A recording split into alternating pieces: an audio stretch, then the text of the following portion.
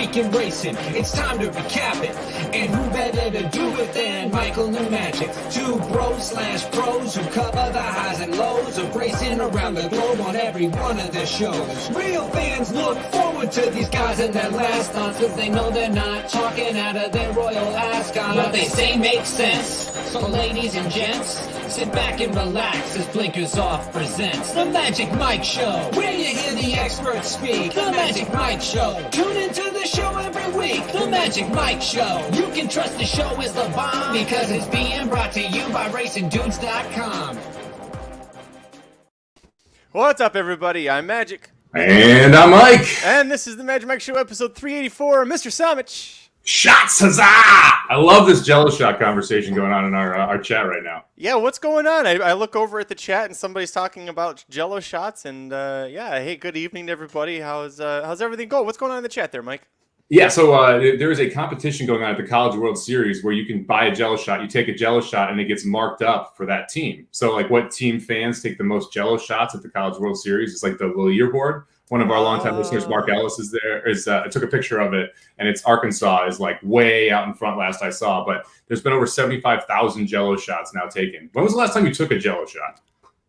God, 10 years ago, 12 years ago, something like that. Yeah, it's been a long time. We did Jello shots by the pool in Dallas after the tournament, so that was kind of fun. Did my first kamikaze since college last night. So dragging a little bit this morning. It was a little rough. We had the parents watch Lily, so Jen and I had a night out, and kamikazes were had. Isn't that like it's like vodka and citrus, like lime juice? Yeah. It was Jen's go-to shot in college, and so she got a little tipsy and just started ordering kamikazes, and so that happened.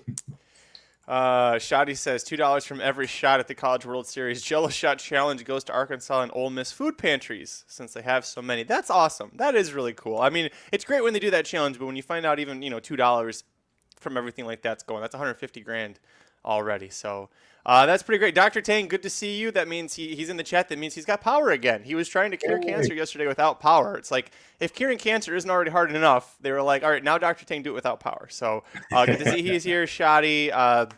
Everybody, Davey, good to see everybody in the chat. Mike, we've got the late pick 4 at Belmont to talk about, and the feature's only got 5 horses, but it's an interesting group of 5, right? So we get to talk about that one as well. Yeah, it is. It's a little bit of a puzzler. I spent more time than I thought I would on the race, to be honest, on that specific race, especially what I ended up with. But it's an interesting field. We were talking a little about before, and you got 4 horses that want to go to the lead. You got 5 stakes winners. You got some horses stretching out, some cutting back. So it's a lot of different things happening all at once. It's a one-turn mile on the 16th, which is kind of a unique race in and of itself. So interesting little sequence of 4 races. We both have cheaper tickets, which is kind of nice. Before we jump into it, actually, we'll save it for over the rails. Let's jump into it. All right, but let's get into the late pick 4 at Belmont on Saturday, June 25th. Rise up.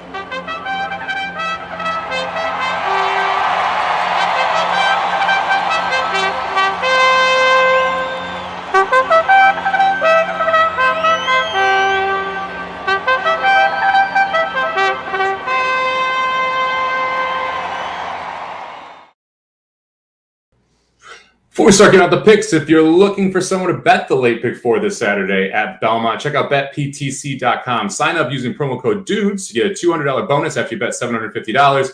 And also make sure you check out their competition every Saturday. It's an ROI competition called King of the Hill. If you, I think it's get 3 points in one of the 3 seasons. They just started season 2. You get a shot at a free $10,000 BCBC seat. So make sure you head over to BetPTC.com. Sign up using promo code DUDES. Thanks, Mike. Dr. Tang in the chat says that we're going to recap our rendezvous at San Diego last weekend. Yeah, we didn't get a chance to do it Monday because we were really pressed for time, but we'll do that at the end of the show. But first, the first leg of the late pick 4 at Belmont on Saturday, June 25th. Race 7, we've got a field of 8 males, 3 and up, sprinting 7 furlongs on the outer turf course. Mike, these are non-winners to lifetime, in for 50K tags, and I thought this was interesting. 8 entries, only 3 of them have ever won on turf, so kind of an interesting handicapping scenario here. Where'd you go on top? Yeah, also really no speed for a turf sprint race. Like, usually you hear turf sprint, you're like, oh, there's 4 that want to go, or they all want to be forwardly placed. And really, we only have 1 horse in my mind that wants to be forwardly placed. That's Brazilianaire. That's going to be my top pick. The 4 horse is a second off the layoff here for Morley. Claimed it out last race. Morley very, very good off the claim, 24% with a $2.97 ROI. That was actually a little tougher race than it looks on paper as well. Prayer Brook, a pretty good horse. And Brazilianaire took the lead in the stretch and kind of faded and got caught a little bit. Same thing happened going a mile 16th at Aqueduct. The first race out as a 5-year-old as well. I love this cut back to 7 furlongs. It shouldn't be any issue from a stamina perspective. And on top of it, there's no one else that really wants to go. I think that, Brazilianaire might be better off sitting like second or third behind one horse. But without any pace, I think Brazilianaire kind of inherits a pretty easy lead. And the fact that Brazilianaire had been going longer and has that one race under the belt, I think Brazilianaire has a really good shot at wiring this field just because of the lack of pace. Yeah, I completely agree with you here. I went too deep. You have both of those on your ticket, and this was my top pick as well. I did a little digging because you look back at where the horse was first claimed from Chad Brown and who the owners were, and that is not an ownership group that just casually lets horses go for $40,000. They bought this horse as a yearling for $875,000. A little bit of a drop off there to where we're at, but. Meaning, at one point, they thought this horse had ability. Chad Brown tried debuting him on turf. It got rained off, and then they kind of figured, by the time that he gets to the races, they're like, well, let's just get rid of him. He's not worth the money, clearly. So since he's been on turf, Mike, 9 turf tries, just one bad result. And the 2 bad efforts that he's had, or his 2 worst efforts, I should say, they both came first off of 5-month layoffs. No scenario like that here. You talked about the horses that 2 back, they both won next out. High Tide, next 2 starts got 90 buyers in both of them, both protected allowance races. Hilliard got an 89 for winning a starter allowance. So great angles. Also, you wouldn't know this, but first time claimed off of Linda Rice when you're in these kind of higher dollar turf sprint races the last 5 years, you actually have almost a turn of profit, 5 for 25 with an almost positive ROI. So claiming off of Linda Rice in turf sprints, not a bad angle, Mike. No, it's not. I kind of intrigued by the quick turnaround, too. This is a sub 7-day turnaround off a claim, which is something Morley doesn't do very often. Just one time he's run a horse in the last 5 years in 7 days or less. But it's one of those spots where you would assume Brazilianaire is pretty fit here, and just you get them, you claim them, you say, hey, I want to run them right back. I like the fact that they're jumping from 30 to 50 as well. Mm-hmm. So I have some confidence there. We'll see if Brazilianaire runs. If not, this gets it gets really murky from who's going to take the lead. But I like this spot, and I think Morley is showing a positive aggression there. For me, I ended up going 3 deep in this spot, used 2 other horses in here. The 6th, Ghostly Prince, I think is really interesting. Michelle Hemingway, not a really well-known trainer, only had 3 starters so far at Belmont. This is going to be her 4th, but she is 5 for 37 in 2022, so 14%. Don't hate that. Don't love that we're getting a significantly worse price, but the fact of the matter is it kind of pans out that he should have been 40 to 1 yet that last race. And now 6 to 1 kind of makes sense against this field. I mean, he was able to close quickly. You're getting second off a layoff here, has a bullet work last time out. I like the fact that they brought this horse in from Monmouth and had the faith to run it at Belmont. Now we're getting a second time at Belmont. I think Ghostly Prince takes a step forward. And if so, Ghostly Prince kind of fits with this field. Yeah, and I think the difference in the odds there is that you had a horse that was with Kelsey Danner, a good trainer, was 17%, and you're going, you might consider it a step down to Michelle Hemingway, someone who's not as well known, and with Danner was running for, the last 2 races was 18 and 28 to 1 odds there. I was going to look up real quick, Ghostly Prince, what the odds were in the morning line. Yeah, it was 12 to 1 morning line there. So Ghostly Prince wasn't expected to do anything in that race. I think off of the layoff and with the smaller name trainer there with the switch. I get why that, this isn't a case where it was hopefully not wedding funeral there. Horse just, I think rightly was completely ignored. But the horse that I'm also using, and there's a third one for you, is the one that was 3/4 of a length ahead, and that's the 7, Cousin Andrew, just to the outside. Adding blinkers for trainer Linda Rice, who wins 19% turf sprints at the claiming level. One thing that's interesting about this horse, another former Chad Brown project, horses never dropped back to the level from which he was claimed. So Peter Walder grabs this horse for 20, runs him back for 40, loses him for 30. That's where Linda Rice claims him for 30, runs him back protected 3 times, the 2 turf efforts, both, within a length and a half of the winner, and then drops down to the 50K level and looks pretty good. So we're getting second off of the layoff. And by the way, Cousin Andrew in that race, Fast and Furious was gate to wire winner. This was the only horse, other than possibly Ghostly Prince, who was really closing on the leader. So you're getting, with your ticket, you're getting the 2 horses who claimed or who gained on the gate to wire winner there. I'm taking what I think was the better of the 2 there, in the 7, Cousin Andrew. Yeah, I think the 7's interesting as well because we've seen this horse turf sprint at 6 furlongs. We've never seen him turf sprint at 7 furlongs. I think that might make a big difference here. If you look at the races, the dirt races this horse was running in, all of them were longer. This horse never went 6 furlongs on the dirt. It was always a mile or mile 16th. You had 6.5 there. I think this extra furlong is going to help the 7 quite a bit as well. So I think we can get out of here just going 4, 6, 7. But I like the fact that the 7 is stretching out. I think it makes a pretty big difference for him. And on that note, Darren with the timely question here in the chat. So what's the handicapping of stretching out and cutting back? Mike, quickly, what's the angle that you're looking for with that? It really depends on the horse. If you're showing, like, I love cutbacks specifically off Derby preps because a lot of times you see horses succeed as younger horses, go to Derby preps, fail miserably in Derby preps, then cut back to sprinting, which is what they should have been doing all the time anyway, and they succeed. A lot of times when I'm looking at cutbacks, I want the horse to show speed.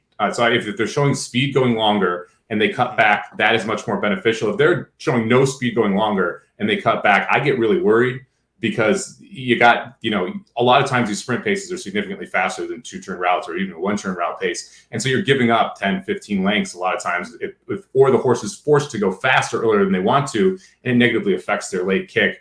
When you're stretching back out, I think you really just have to look at results from a horse. And in this case, you see that Cousin Andrew is able to handle the distance, so I'm not concerned about that distance. He's been closing consistently in those 6 furlong races, so I think the added distance is actually going to benefit him.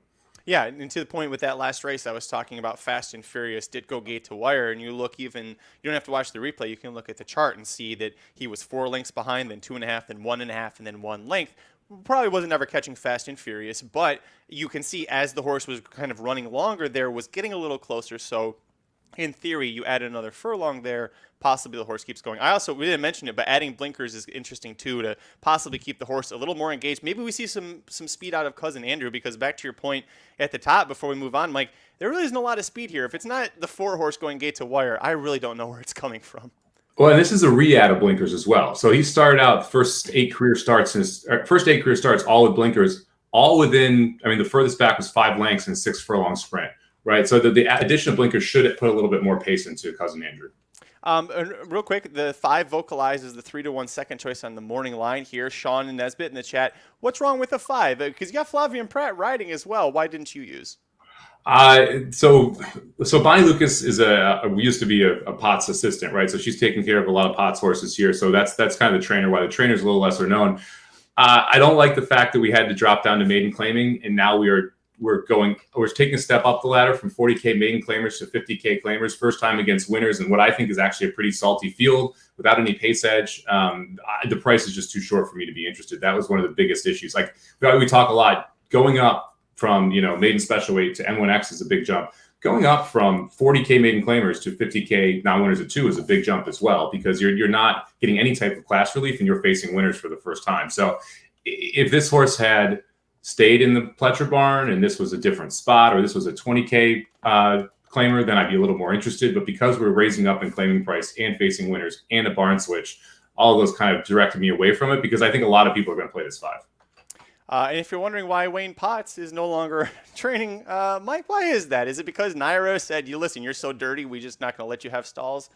That is the answer, yes. I think it's like 5 different places said that all at the same time. I don't think it was just Naira.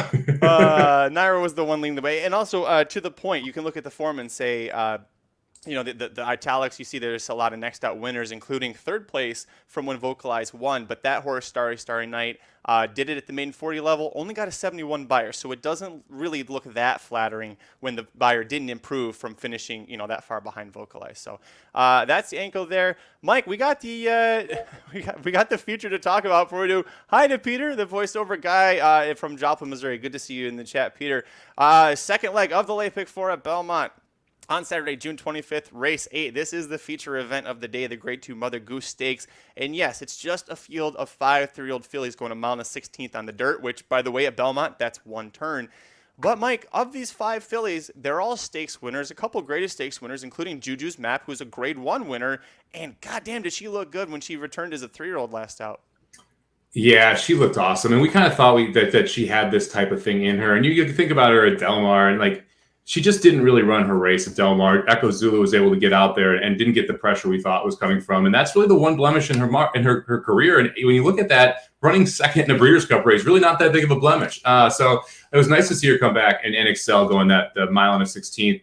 Clearly, that was a prep race for a race like this, right? She didn't really need to run in that N2X, and now we're jumping way up into grade 2. So you got to think that race helped freshen her up. And Brad Cox was kind of planning this the entire time. We want to get one in her, and then we're going to go right to big-time graded stakes.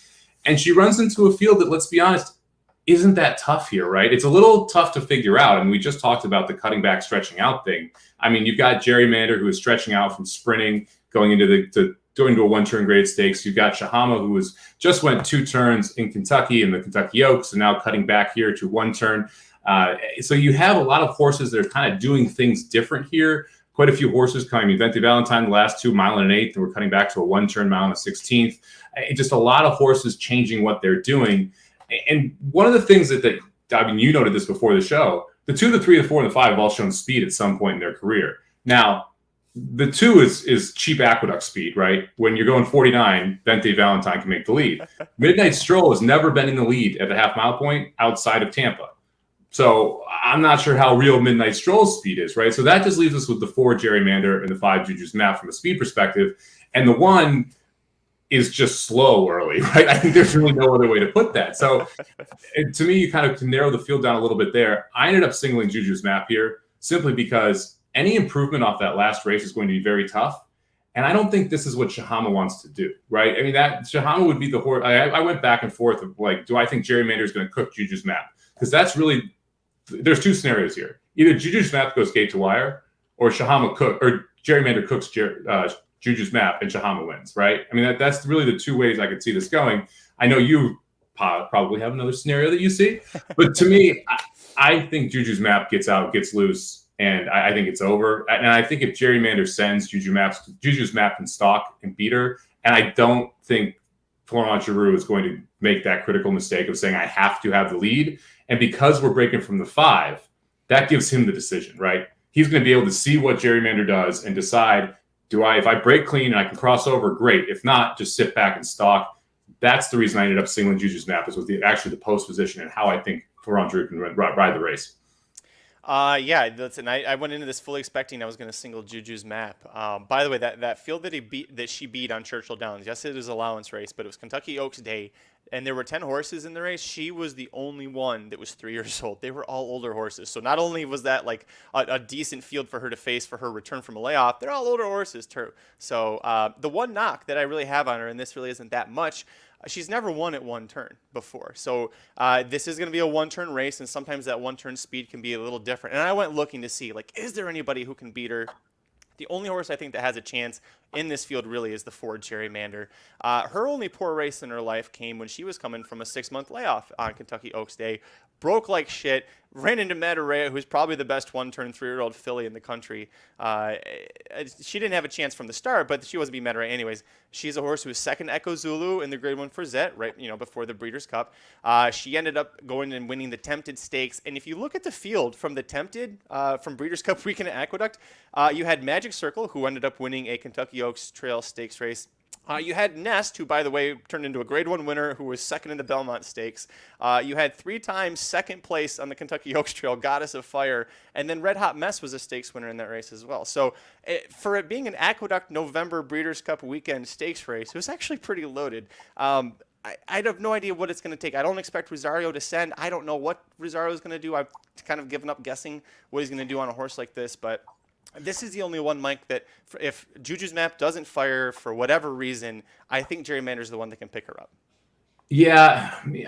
The horse shouldn't have any issue with the distance. I mean, like a mile 16 should be no problem for the way this horse is bred. And so that's why it's kind of odd that we haven't seen this horse stretch out past a mile yet.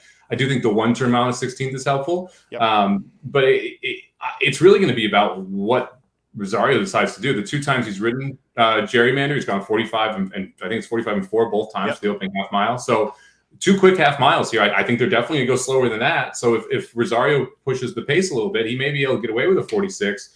But again, I don't think Juju's Map minds stalking. And that to me was really what pushed me over the edge. I think Juju's Map can sit outside of Gerrymander's stalk and win.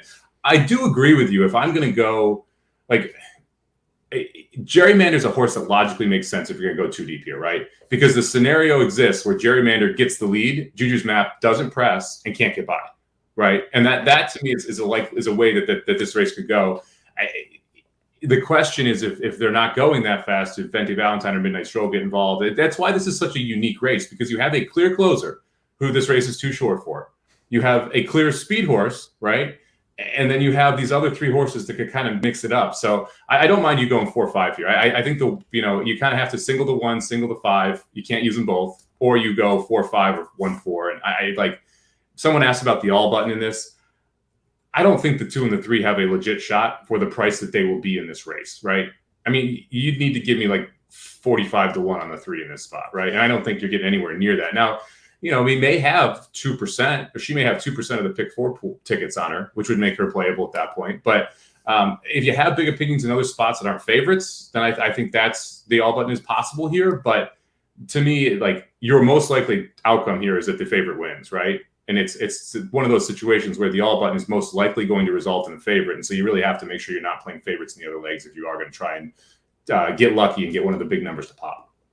I'll say it now. Shaham at 9-5 morning line. Biggest shock of the day for me at horse racing or otherwise, seeing how short of a price she was. Now, I say that if the race completely falls apart and she wins it on Saturday, come back to this and remind me about it.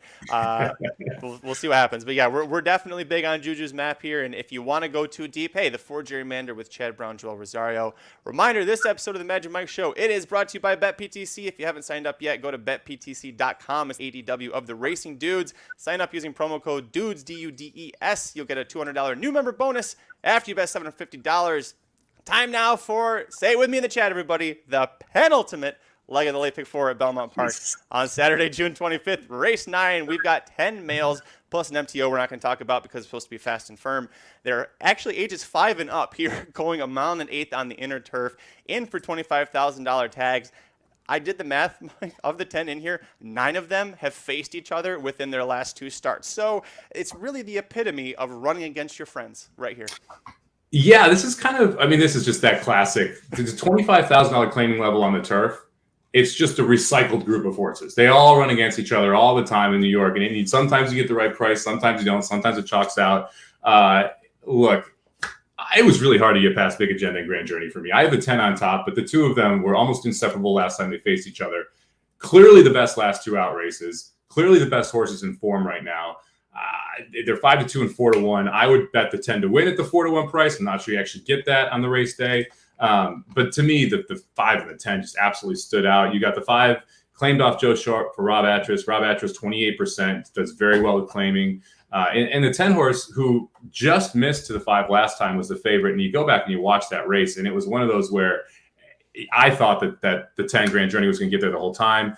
Claimed out of that race by Caramucci, who's 21% off the claim. So 2 very good claiming barns. Claim, re-enter at the same level. Both of them have chances to take step forwards based on where they are just throughout the process of this year. This 10 specifically, this is going to be third off of almost a year layoff and improved first start to second start. I wouldn't be shocked if we see a jump again here for third start. So for me, I kind of had to start with the 10 and the 5, even though they're pretty logical horses. I'm going to split the difference with you on there. I'm going to agree with you on the 5. That was my top pick. If you look at a couple of the horses, this and the next leg, if you look at specifically when they raced for a claiming tag, in 9 starts for this horse, 3 wins, 2 seconds, a third. 2 of the last 3 times he's in for a tag, he won. And that Atras 28% first off the claim with a good ROI. You look at who else is something you taught me a long time ago, Mike. Look at who's all had their hands on this horse. Like, it's all pretty much high percentage trainers. Like, it's good trainers have had their hands, so you know he's been kept well. That's why he's raced for so long, why he's still winning at this level at age 7.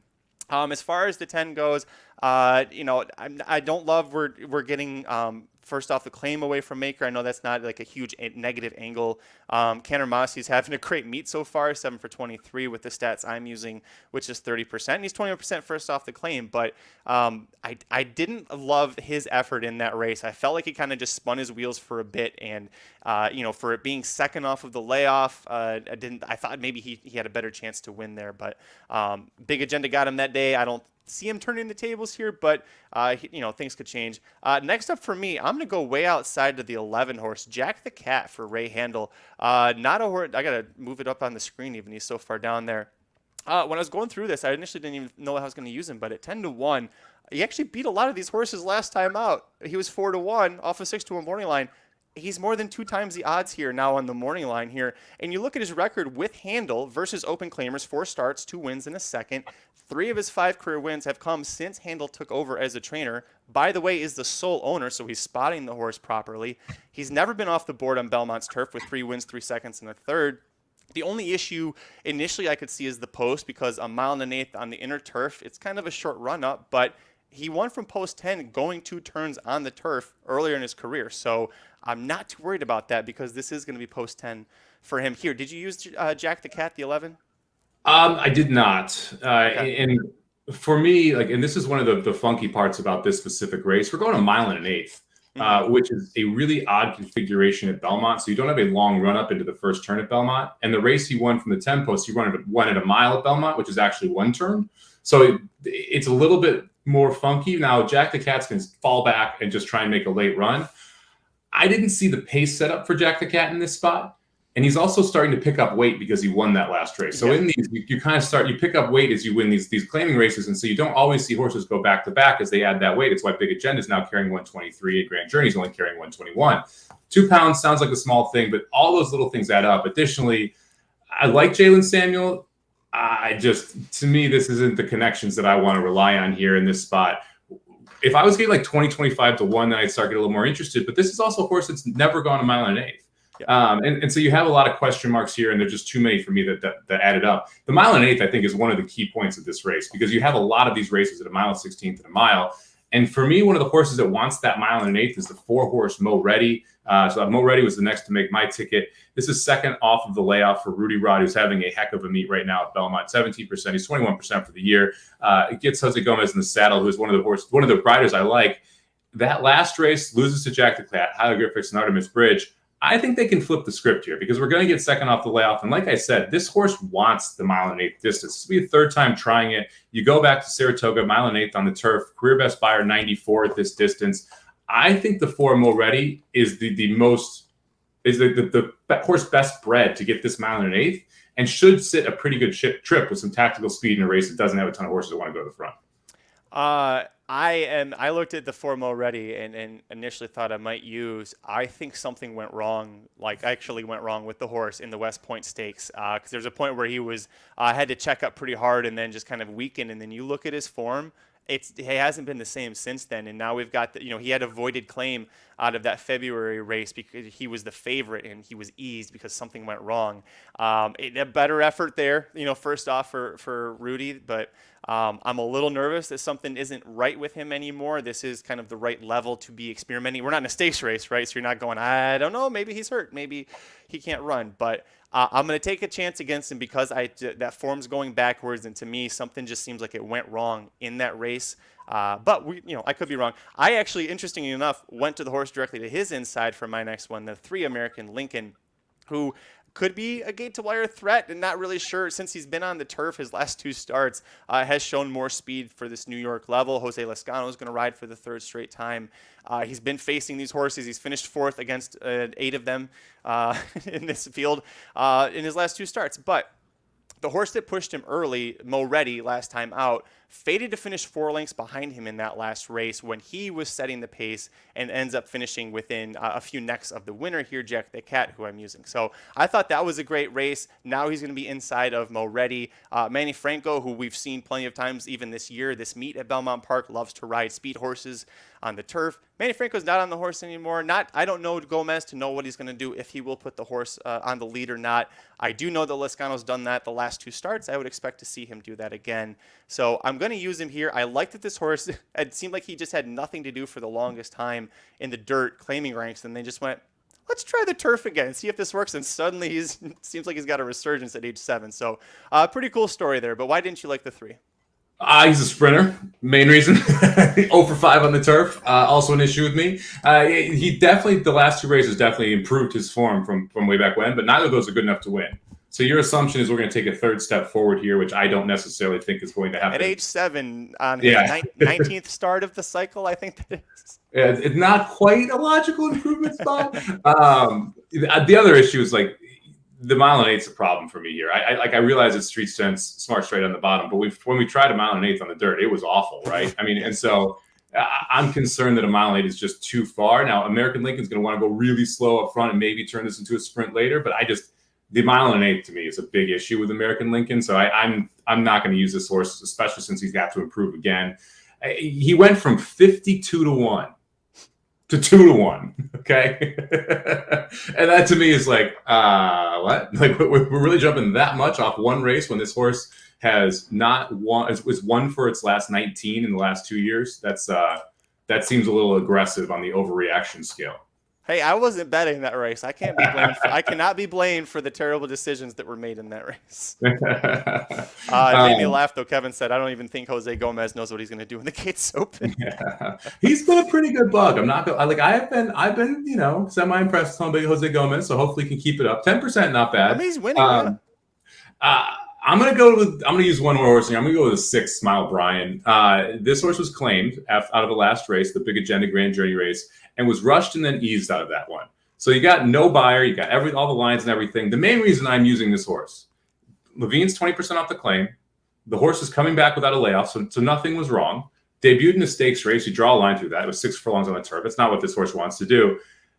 There's multiple races that have him winning this race if you go back and you dig through the form, right? I mean, you've got the one issue you have is here's the 1 mile and 8th effort was not good, but that was also an 80K N2X allowance at Saratoga. That was a very deep race. That was the one where Mo Reddy ran second. 40 under was in that. Value Engineering, the other 2 horses that finished up there. But if you go back to the race before that at Saratoga, the 2 prior to Belmont, you go back to the Aqueduct race on December 3rd or the October 16th race. All of those are good enough to win this race. You're getting 15 to 1 because of the essentially the last race and this turf and the dirt stakes race. Like, those are really logical throwout races to me.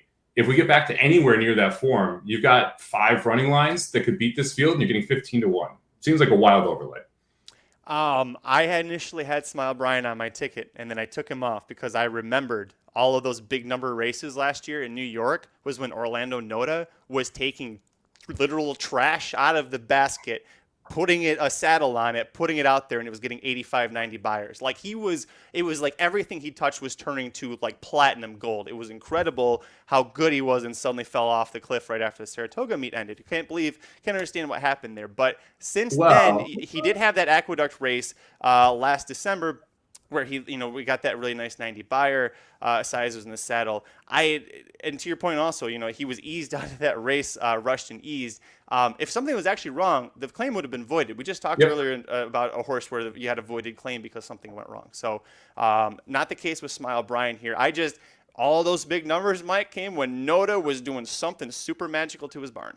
There are 2 races outside of the Noda barn that win this, the 90 and the 83. So I can still point to 2 after the claim that are good enough. And again, 15 to 1, right? If this horse is 5 to 1 on the board, probably not that interested. But you show me 15 to 1, and if I'm throwing out some other horse, like, I think it's a logical use. As Kevin says, Noda robbed me blind last year with some of those horses' surprising turnarounds. Yeah, that's kind of where I was going. But to Mike's point, there are some more after that when Michael Maselli took over. Last one for me, instead of Smile Brian, I went with the 9 Battalion horse who they tried getting rid of last time out, and his claim got voided as well. But returns, back to the same level. Another horse that when he's in straight claiming races, in for a tag, other than last time out, things go pretty well. 8 career starts, in for tag, 3 wins in a second. It couldn't have been that bad because of an issue, though, because they bring him right back, same level. Trevor McCarthy rides again. Trevor McCarthy's not going to just pick up any old mount if he thinks that the horse is going to be bad. He's not going to ride him. Clissaris overall in claiming races, 19% with a really nice ROI. He also claimed him for 40K, 3 starts back, away from Linda Rice, and ran him back protected. Didn't go that well, and then you have that issue in the voided claim. But 15 to 1 as opposed to 2 to 1 last out, 9 to 5, burning a lot of money those last 2 races. If he loses, it looks a lot better at 15 to 1 than 2 to 1 or 9 to 5. It seems like there's some value there because of that price, right? Where like you again have races in the back you can point to and say these are probably good enough to win here. Obviously, the last couple there's a pretty big issue, but you do have races where you can point back to them and say, okay, I could see how he's able to get the job done. Just for me, I decided to go different directions, but I considered this horse quite a bit because of that 15 to 1 price.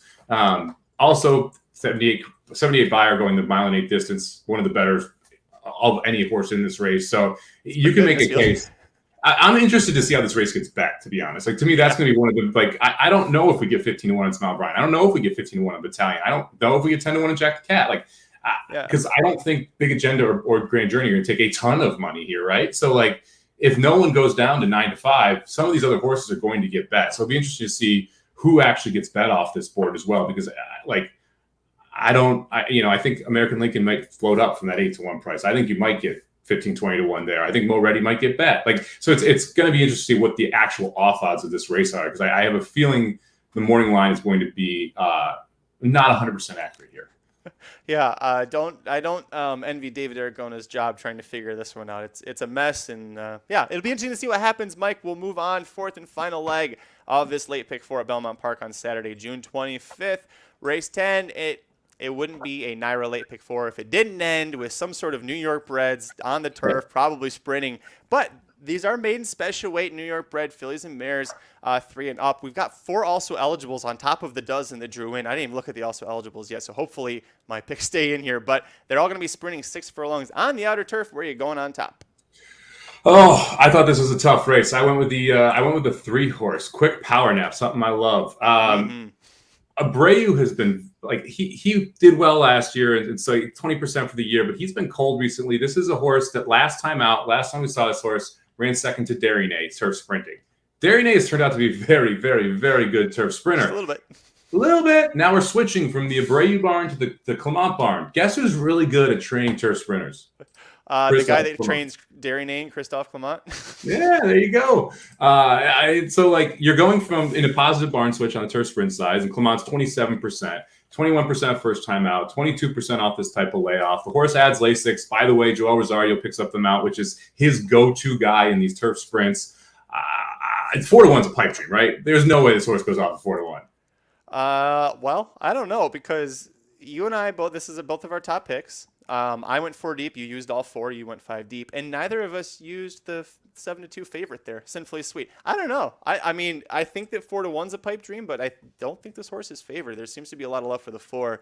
I talked about Rosario and Clement and New York, and then the Naira Turf Sprint specifically, 24% winner. It's just, like, the last 5 years. It's ridiculous. So yeah, who's next up for you? Let's keep it going.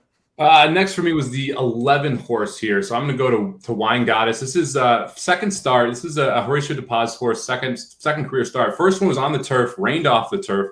The horse still ran well, ends up getting third in that spot.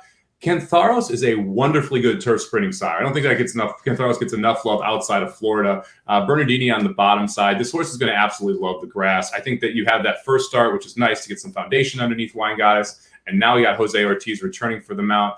Second maiden start, 18% for DePaz, 20% turf sprinting. And right now, DePaz and Ortiz are clicking off at a absurd 44% together at Belmont. So he's getting all the top DePaz mounts. I think this is a great spot for Wine Goddess, who we don't really know, like, the running style, how good this horse could be on the turf. But this horse should love getting onto the grass. Like the fact we got Ortiz back. 6-1's a nice price on this one as well.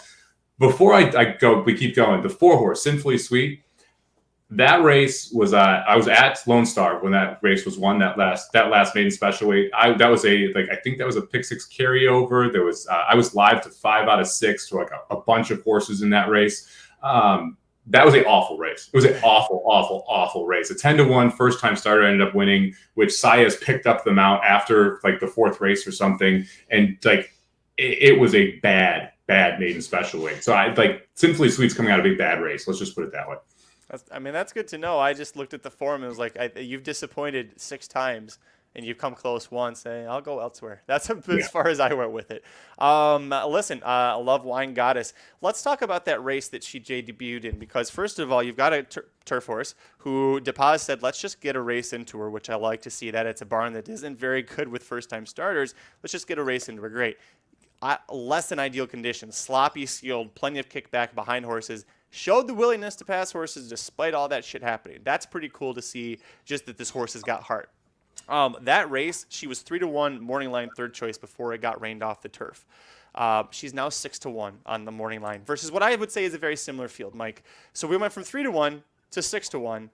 Yeah, I like that a lot. We're getting Jose Ortiz to stay aboard. Staying with that race, do you know who the 9-5 morning line favorite was that scratched because it was taken off the turf? I'll tell you. It was the number 2, Hikaru, who was the 9-5 favorite and is 8-1 now that she's drawn post 2 with John Velasquez. I don't understand that. That also tells me 8-1. That's probably more of a pipe dream than 4-1 on Quick Power Nap. But this is a horse you and I both love. Jorge Abreu, 18% with a positive ROI when he debuts horses in maiden special weight turf sprints. 15% with Johnny V in the last 5 years. They teamed up last month to get third with a debuting maiden special weight turf sprinter who's owned by the same guy. And this horse also has one older sibling to race. Oh. Am I going to take this? I'm sorry. Go ahead. You're still with Thunder. Talk about Guardian Moon. I'm sorry. Go ahead. The only sibling, as Magic mentioned, horse debuted, maiden special weight, state bred on the turf, 1 first out, 1 second start. So like you have early progeny that win too. I think is hugely important here, and that's the only horse that we've seen from this dam so far. If the 2 wins, there is a third horse that has yet to race, named Moonage Daydream. It's the same dam. Candy Ride is the sire. That horse gonna love some turf sprinting too. So I'm gonna stable that horse up if Hikaru wins. I'm wild that we both found that same thing. That's awesome. Yeah, I was intrigued by the horse, and so I looked in the breeding and I went, "Holy shit, that's incredible!" Yeah, that's great. Could be like you almost want to stable up the dam, Alatha, because if she keeps producing turf sprinters that are precocious and win early, that could be a huge edge. Just anytime she has a horse going out there, you go after it. Especially in New York, because it's not a Kentucky angle that you know could be used globally. So yeah, you can watch out for that. I'll go quickly with the last one that I used that we both used, Mike. The 5 Writers Room at 10-1. Outwork is 12% as a first-time starter sire, 14% turf sprint. Those are both above average. Remember, Outwork's top earning progeny is Outador, undefeated in 4 starts sprinting on turf and synthetic. 3 of those wins were stakes races, was third by a length or 2 in the Breeders' Cup Juvenile Turf going 2 turns. So point is, Outwork, very good with turf sprinters. Linda Rice, very good with turf sprinters as well. Only one winning sibling, but it came at Los Al, so kind of turf, right? But also, just Writer's Room is what a TV show is created in the Writer's Room, so a little bit of a hunch play for Mrs. Magic at 10-1. I like this horse as well. I'm a big fan of Outwork. We've talked about Outwork quite a bit as a sire here. And Linda Rice, very good turf sprinting trainer as well, so she knows what she's doing there. Last horse that I used, we haven't talked about my boy Violence in a while. And the Violence has the 9-horse Sweet Fury. And I love the fact, so this is one of those things where when you have someone like Kathleen Demasi, who's 19%, and she decides to debut a horse at Parks, and the horse runs well, and she doesn't run that horse back at Parks. She says, I think I want to go after the bigger purses, right? And she ships to New York here, puts the 9 Sweet Fury in here. Violence, very good turf, or a good, not very good, but good turf sprinting sire. I love the confidence here. I think the price is right. I think you're getting every bit of that 15-1. Second start, Kathleen Demasi, 19%. So that's a positive. She's a 21% turf sprinting trainer. That's a positive to me. I think it's all systems go here on the 9 at 15-1. This is a really interesting race because I really like the 2. I really like the 3. I really like the 9. I really like the 11. Like I have multiple horses I like that are all prices here. This is one of those spots where I'm probably going to be trying to play some tries and supers and get a couple of these in here because you can get paid here in the single race bets as well if you're able to get this one right. The 9 was, if I was going to go 5 deep, the 9 would have been the horse that I used there. So I agree with you. If you look, I'm just looking quick at the also eligibles, and there's one that catches my eye and should catch everybody's eye. The 14 is 5-2 on the morning line. Busy morning for Jorge Abreu. We talked about him already with turf sprinting. And Jose Lescano is named to ride. Already the horse that beat her on debut out of sight returned to win again. So far cry from the 17-1 price that she was on debut down to 5-2 morning line. But Mike, if the 14 draws in, you've got to put her on the ticket, right? Yeah, I mean, that out of sights race. I mean, out of sights is very good. And that's one of those where you kind of go, oh, boy, like, what do I do with this horse if it gets in? Because there's a lot of other places I'd like to go. And it's just that definitely makes it more difficult. And the 14 post is impossible to win from at Belmont right now, turf sprinting too. But you're going to take a short price on it. Like, it's just a horse I don't know what I'm going to do with if it draws in. And it makes a sequence more difficult because you saw all that talent and you would think you're going to see a step forward. But the Abreu barn has been very cold this meet, 2%, just 5% for the year. Generally, I think it's 20% last year. So you see this cold barn, outside post, short price, where I like a lot of horses that prices the inside.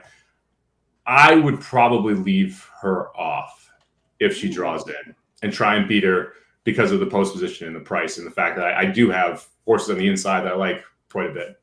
Regardless, this is, I know we tease it a lot, or I make fun of it a lot, but how New York NYRA race or late pick fours seem to end like this. But this is a really great race. I'm excited to watch it, and hopefully we're all still alive by this point.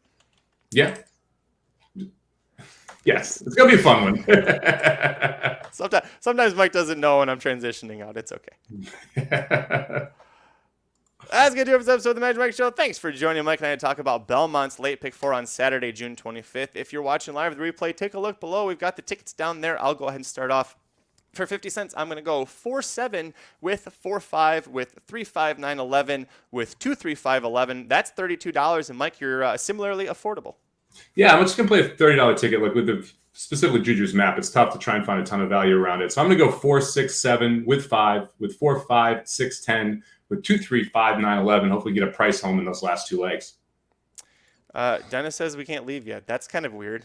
To just be told you can't leave yet. Okay, we can't leave yet. Oh, well, first of all, I don't know what it was you wanted to talk about at the top, Mike, that you almost started about. But I do want to bring up, it was mentioned in the chat, Canterbury last night. Hats off to everybody who played Canterbury. Hats off to Canterbury themselves. Broke the all-time one-day handle record by over 1 million last night. So if you played it, thank you so much. That was awesome to see. Yeah, it was a wonderful card, too. I mean, they had big fields. The turf pick 5 was Stayed awesome. on the turf. Yeah, it got a little chalky, but I mean, what can you do? Like, it's one of those where I was trying to beat some chalk, and so that sucked. But it was still, I mean, still $500 for a really playable sequence. So it was a great night at Canterbury. And like, it was funny because I was texting a buddy of mine who lives up there, and we were talking about it. And he's like, I'm used to playing like, 6-horse fields with 10K maiden special weights or maiden claimers. I'm like, well, don't worry, they got you covered with the last two. But man, that set of 6 races was great. The only I wish that they had been a little more clear about the pick 5. So I know there was some controversy about like where the pick 5 was, because there was 2 that were starting in race 3 at one point, but then there was just 1. I would have loved to pick 6 for those 6 stakes races too. If they'd done like a 50-cent pick 6 on those 6 stakes races, that would have been awesome to play. Bree said she hit the pick 4 earlier. That's awesome. Congrats. Dennis says, I was trying to beat chalk every race besides 2 races, and both those races the chalk won. That happens. Okay, do you remember or was Canterbury what you wanted to bring up? No, I wanted to talk about drafts. I freaking love drafts. Like the NFL draft is one of my favorite nights. Draft. I thought you said giraffe. I was like, yeah, Colson loves giraffes too. Where is this going? By the way, giraffes, really cool animal. Black tongue, got the spots, long necks. Like I'm into giraffes. I'm down with that. No, I love draft days. It's like, first off, the movie, really cheesy but entertaining, right? Now, like you also have the great, like the NFL draft is one of the best things in the world to bet. I love, if I had an NFL draft to bet every weekend, I would love it. It is amazing to bet because you have all this information flying everywhere. And now we got the NBA draft tonight, and like shit completely hit the fan. I don't know if you were watching this betting market. I go to sleep, and Jabari Smith's minus 600 favorite to be the first pick. I wake up, and he's pick 'em with the Apollo kid from Duke. Minus 600 to pick him, like overnight. And then Chet Holmgren, who's the Gonzaga guy who looks like literally someone drew him as a stick figure, completely out of the top 2. And now they're talking he could drop as far as 5 or 6. And now Kyrie Irving wants out of the Nets, and Kevin Durant put out a cryptic tweet saying he's out too if they get rid of Kyrie. Like, it's just wild rumors flying around because it's draft day. I love this stuff because it's like just absolutely wacky shit is happening.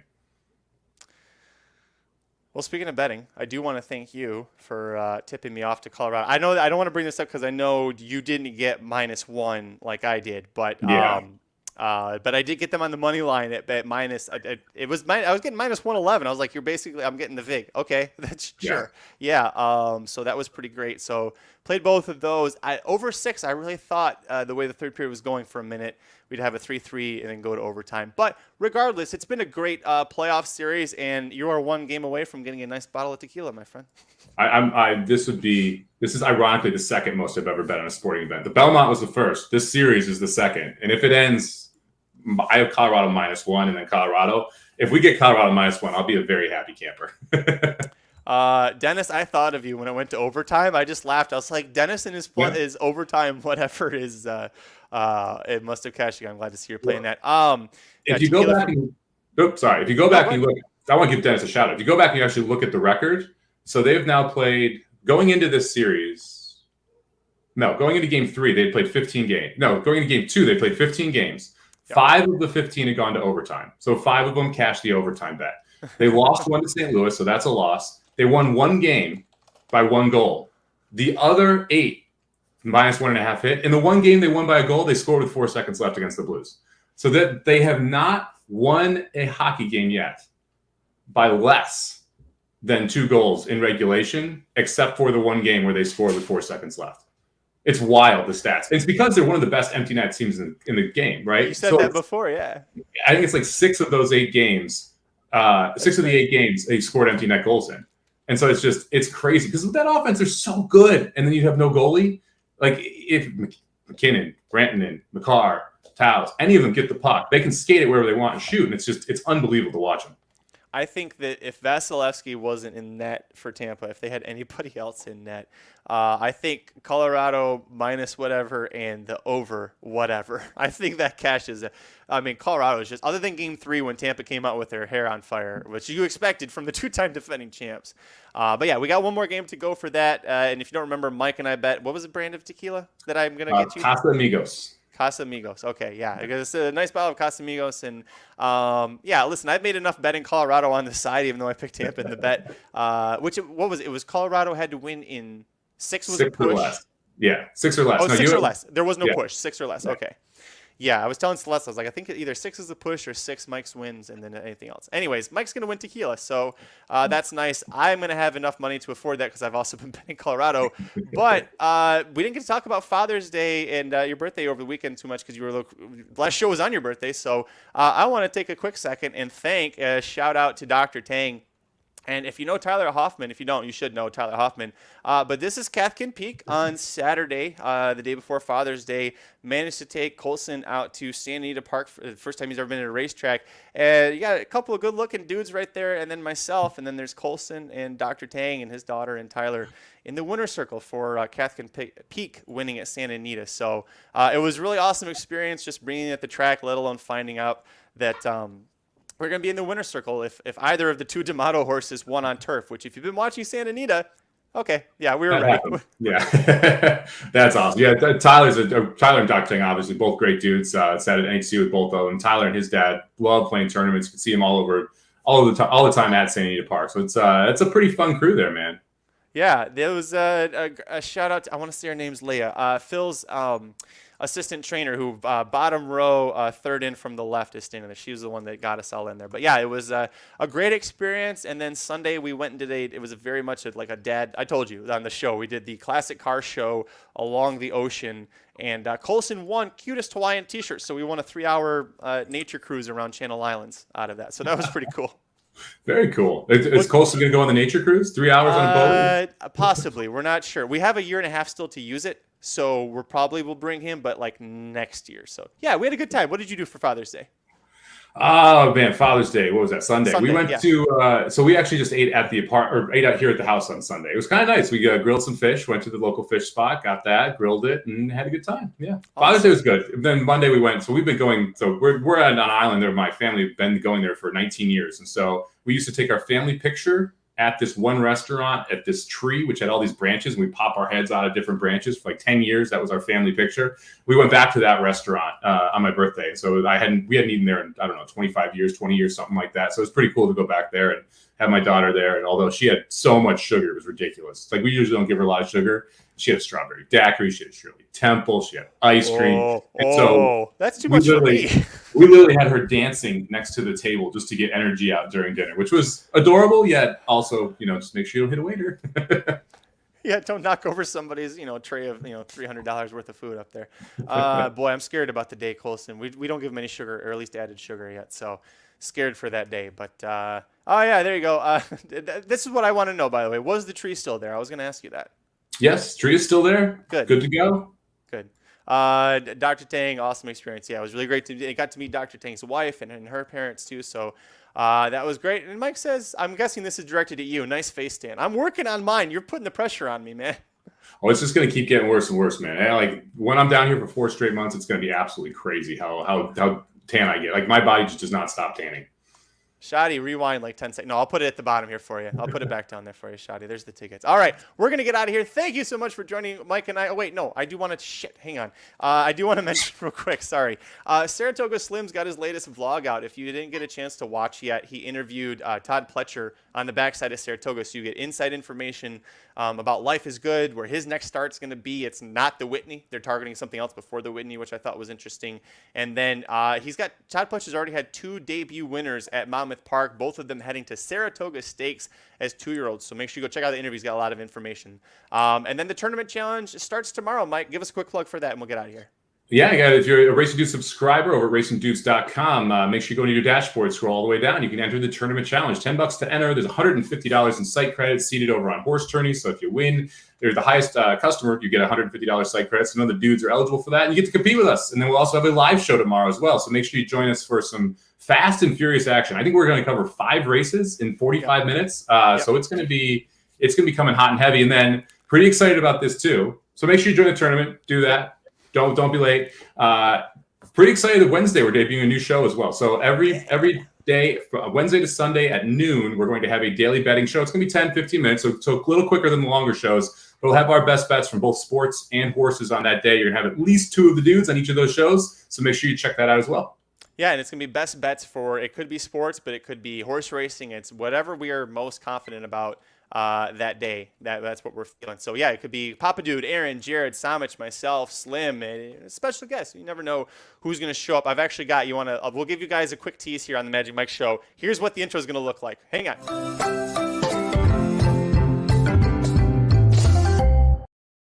How do you not love that intro? All right. Thank you so much for watching the Magic Mike Show. Follow us on Twitter. I'm at Curtis Kalleward. He's at Somobomb 18, number 1, number 8. Corporate Overlords at Racing_Dudes. Make sure you check out Blinkers Off. They'll be live, and I'm guessing about an hour or 2 here. YouTube.com/RacingDudes. Until Monday when we recap everything and have some more fun. I'm Magic. And I'm Mike. See you then, everybody. Good luck this week. This has been a presentation of RacingDudes.com, your destination for all things horse racing and sports betting.